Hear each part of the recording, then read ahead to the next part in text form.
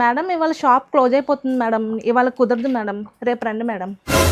Sir customer call చేశారు, వస్తున్నారంట. మన store close చేసే టైం అయిపోయింది కదా, వాళ్ళని రేపు రమ్మంటారా? వాళ్ళతో హాఫ్ అన్ అవర్ అయినా అర్థం, కానీ వాళ్ళే రమ్మని చెప్పు, వాళ్ళు ప్రశాంతంగా రమ్మని చెప్పు. ఓకే సార్, నేను కాల్ చేసి చెప్తాను. మేడం దీన్ని మేము ఎక్స్చేంజ్ చేయలేము. ఇది 1 month అయిపోయింది. మా స్టోర్ రూల్స్ అయితే బ్రేక్ చేయలేము మేము.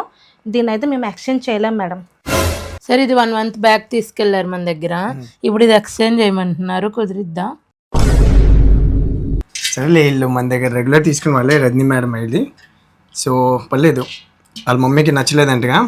సరే పర్లేదు, ఎక్స్చేంజ్ చేసుకోండి, నో ప్రాబ్లం. కుదరదు మేడం. మాకు వీలైనప్పుడే మేము ఇంటికి డెలివరీ పంపిస్తాము. అదైనా సరే డెలివరీ ఛార్జెస్ అనేది మీకు ఎక్స్ట్రా అనేది పడుతుంది మేడం.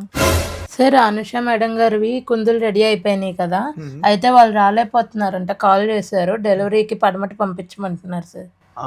సరే, వాళ్ళు రాలేకపోతున్నారుగా, సరే డెలివరీకి పంపిస్తాము. వాళ్ళకి ఫ్రీ డెలివరీ చెప్పు, ఛార్జ్ కూడా ఏం లేదు. ఫ్రీ డెలివరీ వాళ్ళే పంపించేస్తామని చెప్పు. Okay sir. సో మాది ఫ్యామిలీ బిజినెస్ కాబట్టి మేము మా కస్టమర్స్ కోసం ఎలా అయినా అడ్జస్ట్ అవుతామండి. కస్టమర్ సర్వీస్ మా ఫస్ట్ ప్రయారిటీ. కార్పొరేట్ స్టోర్స్లో అయితే కనుక అడ్జస్ట్మెంట్ అనేది ఉండదు. వాళ్ళ రూల్స్ని అయితే బ్రేక్ చేయలేరు. అదే మా వర్ధమాన్ సిల్వర్లో అయితే కనుక మీకు బెస్ట్ సర్వీస్ ఉంటుంది జెన్యున్గా.